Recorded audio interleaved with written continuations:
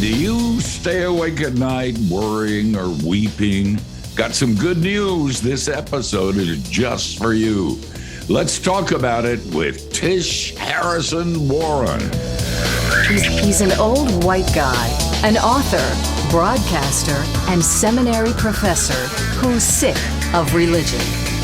And he's brought friends. Please welcome Steve Brown, etc. I am Steve, the aforementioned old white guy. And it is so good. And I don't just say this. It's so good to have you with us. That you would spend an hour with us absolutely blows me away. Thank you for doing that. Tell your friends. For every friend you make a listener or a viewer, you get 3 free sins. Matthew Porter, our executive producer, is here. He hosted the show last week, and we're still on the air. Actually, Matthew, dynamite program. I don't want you to be that good. Thank you, sir. I need this job, and I'm gonna pull some plugs on you the next time you do it, so you look bad when you're on the air. Our producer, Jinx, is working hard in his little glass booth. Being good can't get you to heaven, but if you're good at this, it'll get you a steady gig as a radio show producer. I always say be good or good at it. There you go. And our video director and one-man IT department, John Myers, he's in his tech bunker. The saying goes, if it ain't broke, don't fix it. John tells us over and over again, if it ain't broke, don't touch it. And we don't. Dr. George Bingham is the president of Key Life. George reminds you that the long holiday weekend means extra time to relax, to be with family, and to make a tax-deductible contribution to Key Life. Today could be the first day of the rest of your donations. That's true. And make it generous. And Kathy Wyatt, of course, is here. She's the soft feminine side of the program. Be sure and check out Kathy's new cookbook, Unmerited Flavor. Matthew, was that a hard one? That was easy. There you go. Okay. Tish, Matthew writes this stuff. If you don't find it funny, please don't blame me. You're not alone. I enough to joke about other things. Right, you're not alone. You're in good company. Tish I would Harrison, buy a cookbook called Unmerited Flavor, for the record. That would be good, right? I would too. I need to introduce the guest before she talks. It's very good. Presbyterian would do it that way. Trolling much, right? Tish Harrison Warren. You addressed me directly. With interrupting the host. As I was saying, Tish Harrison Warren is a priest in the Anglican Church in North America, and has worked in ministry settings for over a decade. She writes a monthly column for Christianity Today, and her articles and essays have appeared in the New York Times, Religion News Service, Comment Magazine, among other outlets. Tish's previous book, Liturgy of the Ordinary, was honored as Christianity Today's 2018 Book of the Year. And Tish's latest book, which I hold in my nicotine-stained fingers, is titled Prayer in the Night for Those Who Work or Watch or Weep. What a great title, and what a great book. I spent this morning with your book, Tish, and found it personally rewarding to this old cynical preacher. You're the real deal. And cynics like me, we have to see the real deal on occasion. Why'd you write this book? I mean, tell us about it. and also tell us the experience you had in the hospital. You write powerfully about that, and I know you can't do it in a talk show this way, but tell us a little bit about that story and then how you came to this book. Yeah. Okay. So the book opens there's a prologue to the book.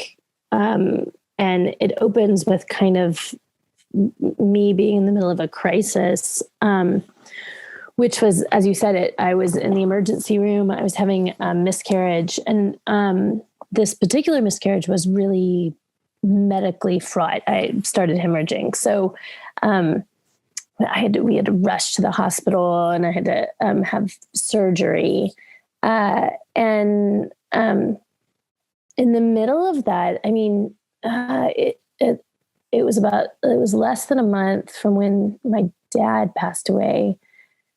And then we were in a new city. We had just moved from Austin, Texas, which is my home, where I'm from, to Pittsburgh, which since then, recently we've moved back to Austin, but this was 4 years ago. So anyway, we were going through all of this grief and transition. And then we have this miscarriage in the middle of it. It's dramatic. It's vulnerable. It's scary. And so in the middle of that, I said, I yelled Compline, like I need to pray Compline, which is weird. I mean, even as a priest, I don't typically just like demand liturgical prayers in public very often. And so the book kind of starts and says, like, why did I reach for that at that moment? And Compline, for those who don't know, is it's the Anglican nighttime prayer service. It's a kind of gathering. There's psalms, there's written prayers, and it's a way to sort of ask God into these vulnerable moments of nighttime and darkness. So I start with that story, but the book itself was really came of this is a hard year in my family's life, not unheard of. I say this in the book. There's a whole kind of genre of Christian literature that's response to major life catastrophe, the loss of a child or being widowed or having a fatal illness. And this was not, these were hard things, but somewhat common things. Most of us, if we live long enough, lose a parent. 1 in 4 pregnancies end in miscarriage. We often move or have times of loneliness or spiritual difficulty. But it was just sort of a year where difficulty piled on top of difficulty, and I was exhausted. And so by the end of that kind of season and year, I ended up having another miscarriage. So that I write about both in the book. I say in the book I was a priest that couldn't pray, and of course I could say words, but what I was struggling with is, how do you trust this God? How do you trust this God who allows every single one of us to be really vulnerable? Just this week, who allows hurricanes and big sort of major global catastrophes, but also friends to die, right? And for our jobs to be really disappointing, or for long serious seasons of our life of disappointment or kind of ordinary small suffering. So I wanted to get into those questions, which theologians call theodicy. Theodicy is the idea of how can God be good and powerful and bad things still happen in the world. But a lot of the approaches to that have been pretty theological or academic, which is not bad. But I wanted in my book to approach that really practically, because that's the way I experienced it. My questions were not primarily doctrinal, but how do I continue to walk in this way of Jesus when things seem dark and my faith seems really thin and I wasn't full of ardor or passion. And so that's sort of what I wanted to look at. And so I kind of use this particular prayer of Compline to get into these other questions, these questions of how do you trust God and how do you trust God when you're hurting.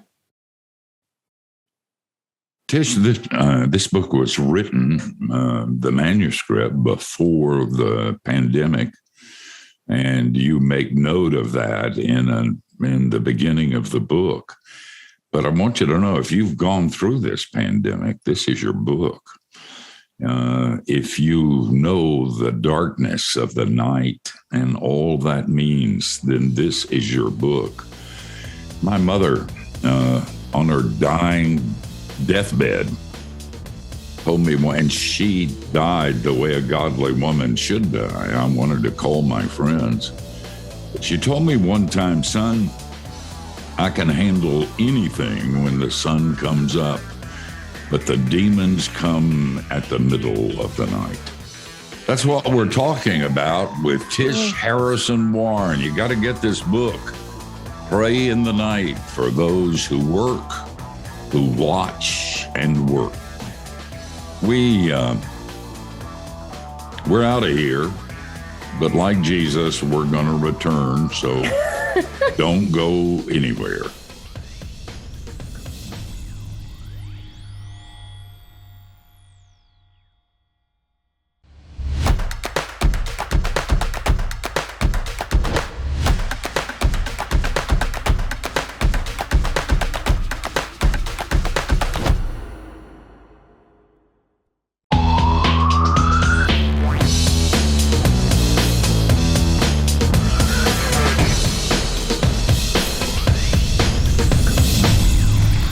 Hey, we're so glad you're here. We're talking to author and priest Tish Harrison Warren, and her new book is called Prayer in the Night for Those Who Work or Watch or Weep. Tish, you before the break, you were talking about some of the stuff that you had gone through and the whole issue of trusting God, et cetera. And in the book, you mentioned, I just wanted to follow up on that a little bit. In the book, you mentioned a sermon that you heard one time and a phrase in it that was, I think it was, you can't trust God to keep bad things from happening to you. Could you, was that something when you first heard it? I mean, did you go, why, but of course, or was that one that kind of set you back a little bit? And what are the implications of that?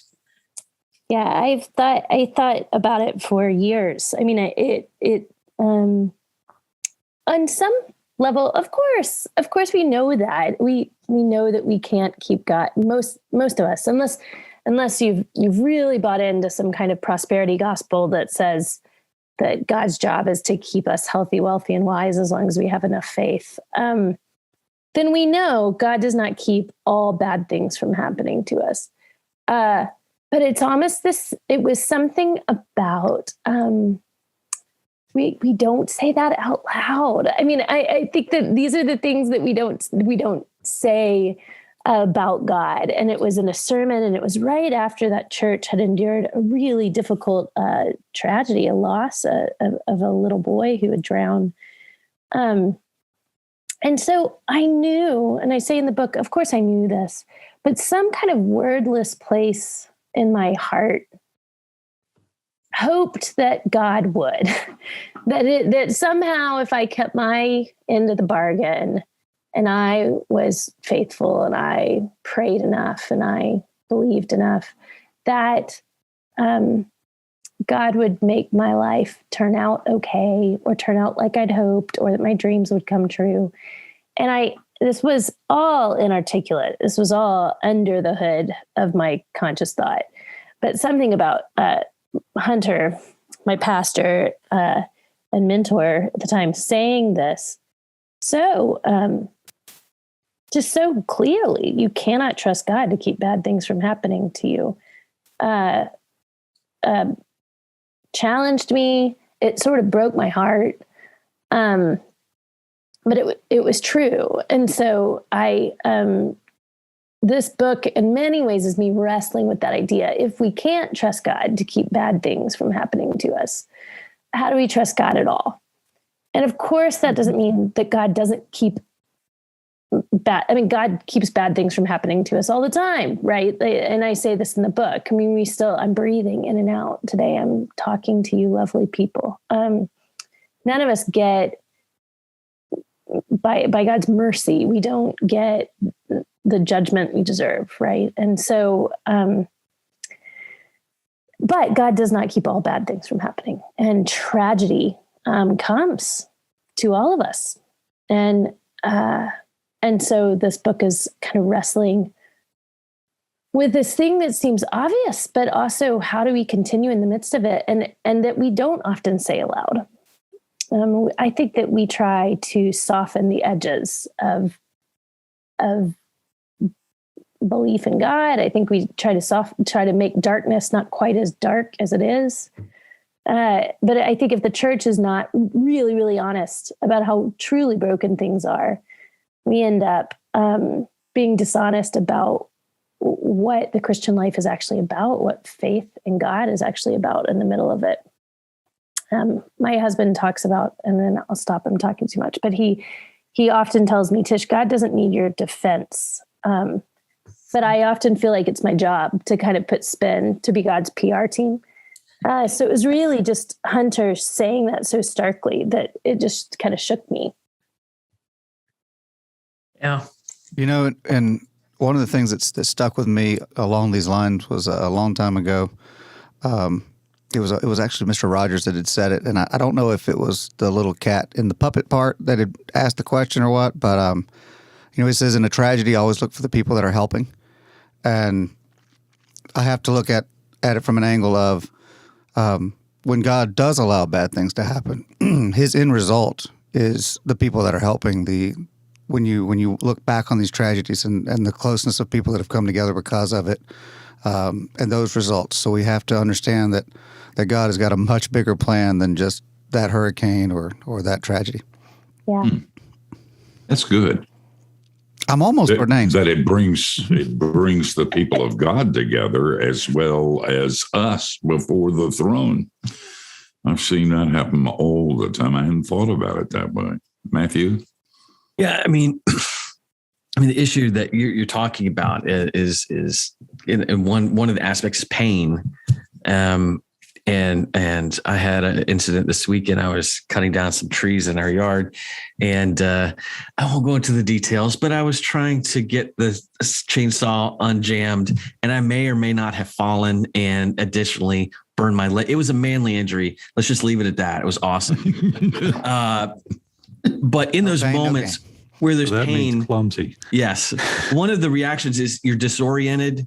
You can't kind of see straight. You can't kind of think straight. And I think it's that way for the existential thing as well. And for all of the God uses pain, all the true things, when you're in the middle of pain, what do you say to somebody who's just, they're completely disoriented. They're trying to hold on to their faith, their understanding of who God is. Is there one thing to say, look, just hold on to this rope right here. And there's going to be more, but for now there's this. Are you asking me that? I'm asking you. Trish is going to be an awful program if you say so. I'm saying somebody who's in that situation. I mean, you could, God brings all things together. Yeah. Yes. But I just need a lifeline. I need something to hold on to. Yeah. And I'll have a larger understanding later. Yeah, I don't actually think there's something that you can say that's gonna, because I think a lot of when we want to say something in the midst of people's pain, we want them to feel better, or we want to make it okay for them, or we want to make ourselves feel better by saying the right thing in this situation. And there's nothing that we can say that will make this better. I talk in the book about this question of theodicy, kind of how is God good and all powerful, as I mentioned. And I think part of it is people wanting a rational response, but there's no reason, there's no answer to pain that's going to make it okay. The only thing that we have is a longing for Jesus himself to set things right. And so I don't think our words are going to be what sets things right. I think it's Jesus himself. Good said. Well said. Well, you're a bundle of joy. The name of the book, and you ought to get this, especially if the light's shining right now, because that's not always going to be true. Prayer in the Night for Those Who Work or Watch or Weep. Our guest is Tish Harrison Warren, and we'll talk more with her on the other side of the break. Don't go anywhere.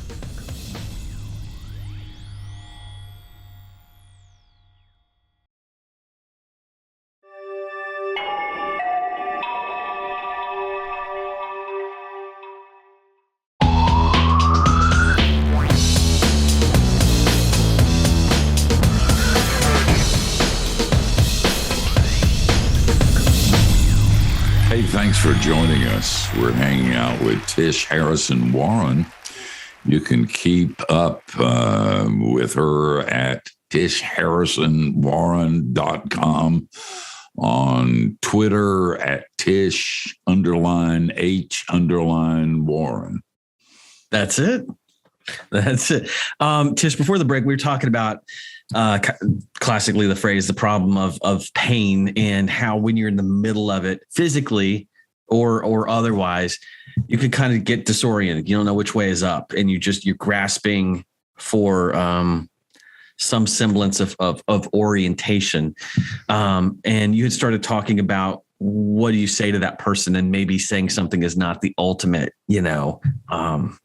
solution in that situation. I wondered if you just expand on that a little bit. Yeah. I mean, I mostly wanted to say that because I said last segment, there's nothing we can say to make this all right. And a lot of times when we want to say something, it's often about sort of making our own selves comfortable in the discomfort of sitting with people in pain. But I did want to say what I don't want that to come across as ultimately we are waiting for Jesus to set things right, which is true. So I don't want folks to hear, though, we're saying, people just need Jesus to set things right. So don't do anything, right? Don't.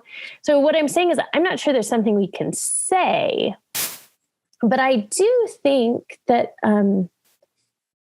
that we can be with people in pain. And that does make a huge difference. And as already been said, I think being a helper in the middle of that, I talk in the book about weeping, watching, and working as kind of postures of response to living in a world that's broken, and in a world where we are vulnerable and we're prone to be wounded and prone to be hurt.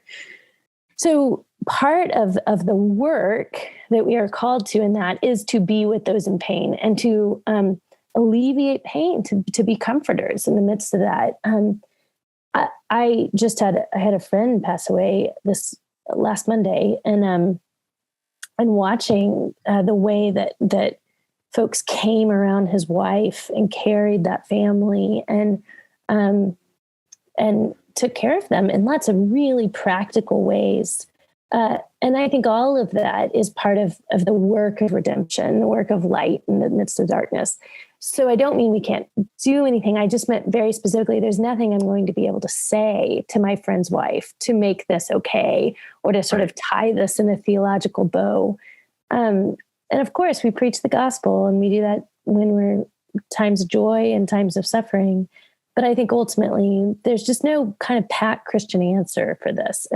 That's never even given in Scripture. The Scripture leaves a lot of these questions kind of unresolved, and the resolve is Christ Himself, is the person of Christ coming that Christ has died, Christ has risen, and Christ will come again. Mm-hmm. That's great. Tish, you, there was a couple of directions I was thinking of going, but maybe from kind of a practical standpoint, I mean, a lot of the people listening are probably evangelicals. And it seems like, evangelicals with prayer tend to think of it in terms of kind of a spontaneous self-expression kind of activity. And, the whole idea of the liturgy and compline, anyway, is very structured. And I'm wondering if you apply that, as Matthew was talking about, the confusion that sometimes can happen in the difficult times. Can you kind of address that, the value of the prayers and liturgy and so forth in situations like that? Sure. Yeah. So I am certainly not against kind of extemporaneous prayer, or just calling out to God, or kind of prayer with our own words. And I pray that way all the time. And I think I count still as an evangelical, depending on who's asking. But I think we won't tell. But ultimately, so I think there's many ways to pray, and received prayer, liturgical prayer, for me and for the church for thousands of years has been a way to learn to pray in new ways that we wouldn't get to on our own. All prayer is learned. All prayer is not primarily self-expression, but is learning to walk with God in the way of God and open ourselves to the constant presence of God.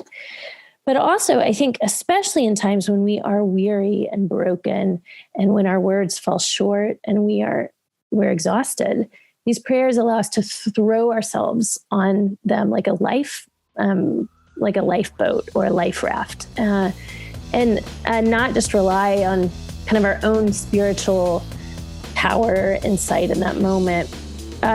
I'm an Anglican priest, and over again, I see people drawn to our church and drawn into liturgy when they're hurting, because they want to believe and don't know how. And this is a way to sort of fall on the words of the church. Good stuff.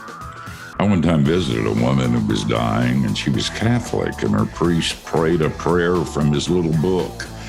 And I thought at the time, I wish I had a book like that. It was so appropriate.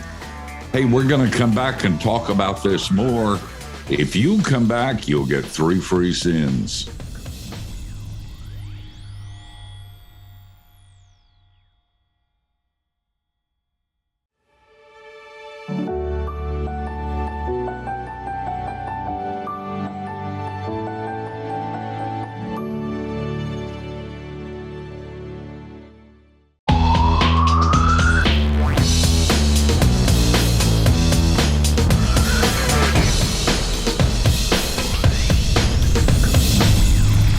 Hey, you're listening to Steve Brown, etc., and thanks so much for hanging out with us.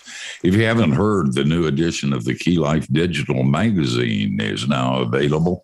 Go to keylife.org/digital magazine to download it for free, and you'll rise up and call me blessed for having told you about it. Jinx? Tish, the text of the compline, is that what it is, George? Yeah, the Italian version. Yes. Compline. It goes well with marinara. We'll be serving pasta momentarily. The compline reads, "Keep watch, dear Lord, with those who work or watch or weep this night." Can you tell us who is the watchers and who are the workers and who's the weepers? Yeah. My best answer, my shortest answer would be, you should buy the book and read the book, because a little bit. But I will say we can't divide the world categorically in neat ways to weepers or watchers or workers. I talk so it's in ways, this is all of us. I talk about how these are kind of the postures of how we walk through the world faithfully as Christians in the midst of darkness. And this prayer, by the way, did not mean for this, they weren't setting this up to be like a gimmick or to even be understood this way. But this sort of imaginatively became, as I've prayed this prayer over years and years and years, thinking about darkness and suffering and pain, this became kind of words that kind of helped just define some spiritual practices. Ultimately, this book is about spiritual practices that we take up of prayer, but also other kinds of spiritual practices that the church has done for millennia in the midst of pain and in the midst of darkness. And that's weeping, the practice of lament, mourning, watching. I talk about watching for God at work. Where is grace in the middle of the brokenness? Where is God bringing light in the darkness, goodness in the midst of sorrow, and growth in the midst of tragedy? And work is, how do we join God in the work that God is doing? How do we join God in the work of redemption and of pushing back the darkness? But even our work will not be enough to make everything okay, or to make all the sorrow and darkness go away. And even our work itself will be disappointing, and will participate in systems of injustice and of sorrow and brokenness in the world. So that sends us back into weeping over suffering and vulnerability in our life, but also in the world. So are there times kind of in our life where we're more in a place of weeping, deep times of sorrow? Certainly. Are there times when we may fall into one category more than the other? Yeah, possibly. But I really see these as, one of the things I talk about in the book is kind of how we, even ordinary grief, kind of people who, like me, who feel like we've had a pretty good life, that grief isn't this sort of, I for a long time thought I couldn't write a book like this because I haven't had like terrible suffering. But one of the things I bring up is that I saw grief as sort of something that happened to other people. And it was never kind of my life wasn't bad enough to kind of warrant that. But that grief is a part of our response to a fallen world. And so it's a normal part of everyone's life. It's a normal part of the Christian life. And so all of us embody weeping and watching and working, or at least ought to, if we're sort of living in a honest and healthy way in Christ. Tish, I had mentioned something earlier. It seems like a really positive thing that the church has kind of gotten to more in the direction of being open about the messiness of life and vulnerability and weakness and hurt and so forth. But then you mentioned, use a couple of terms, coin a couple of terms. You talk about, when you were talking about the genre of sort of addressing suffering and weakness and so forth, and you mentioned fashionable weakness or curated weakness. And I wonder if you could kind of make the distinction between that kind of area and more of call it a true expression of weakness or recognition of weakness and vulnerability. Yeah, this is on my chapter on weariness. I talk about weakness and vulnerability a lot in the book. And vulnerability, I would say, is an enormous theme in the book that I return to again and again. And I agree. I mean, I think it's really important to kind of lead out of our weakness and be vulnerable and honest. I mean, there's really no other way to be honest as a human being than to admit vulnerability, because we are vulnerable. But I talk in the book about how this also, especially in the age of social media, I mean, no one wants their leaders or their writers or their whatever, the people they follow on Instagram to be like two together. So it has become somewhat of a,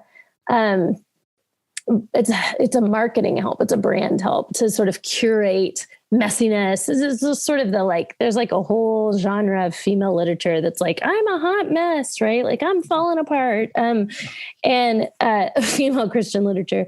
And I just say, I think, so I just make the note when I'm talking about vulnerability, when we're talking about weariness, if it's helping our brand, if it's marketable, if there's some part of us that's sort of sharing this to be likable or relatable, it's not true vulnerability. I mean, the stuff that is really vulnerable about my life is not something I'd want to,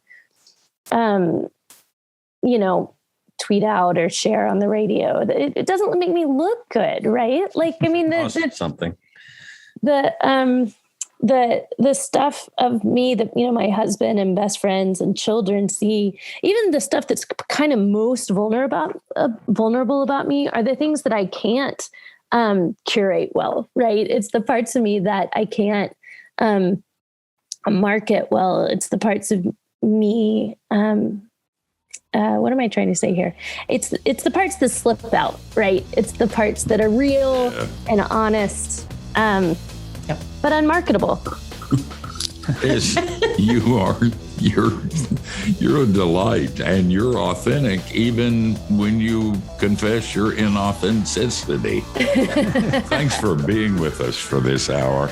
I hope we can do it again. The title of the book, and you ought to get this book, is Prayer in the Night for Those Who Work, Watch, or Weep. We're going to come back and tell you who we're going to do it unto next week.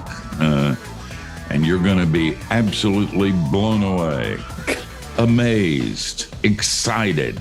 So don't leave.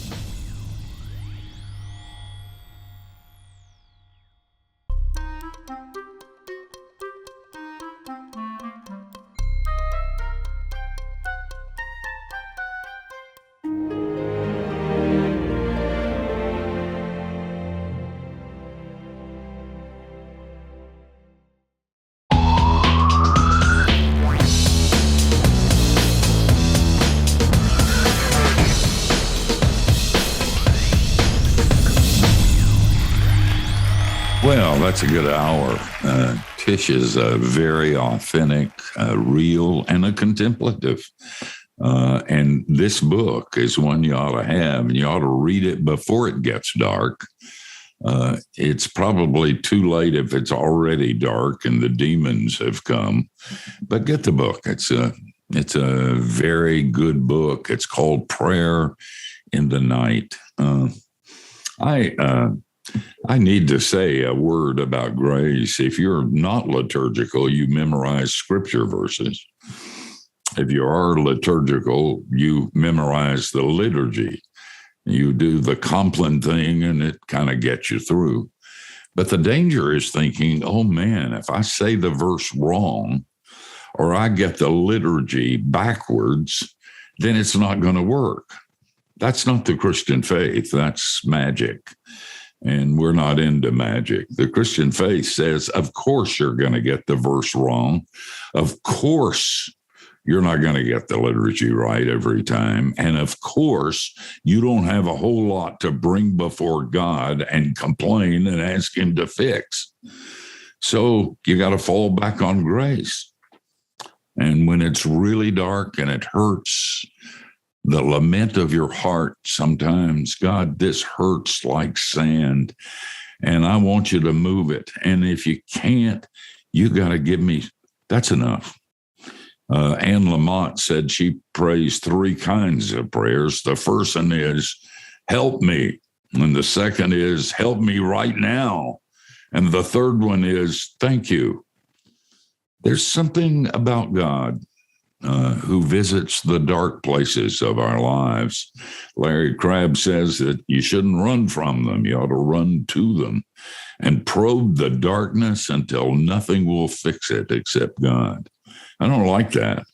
And I'm probably not going to do it a lot. And Jesus likes me anyway, about 10% more than he likes you. So deal with it.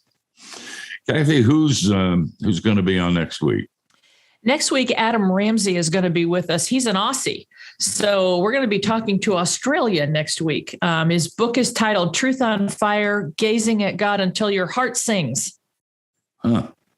We'll ask him how they pronounce Compline in there you go. In Australia. Is it pronounced complain? Because I may have been doing that for a long time. I've been saying compline. I ended all my days with the complain. Yeah, me too, man. I'm with you, babe. Guys, we got to go. It's over. But we're going to come back next week, same time, same place. And it's our hope that you'll join us. Between now and then, don't do anything we wouldn't. That gives you a wide, wide berth.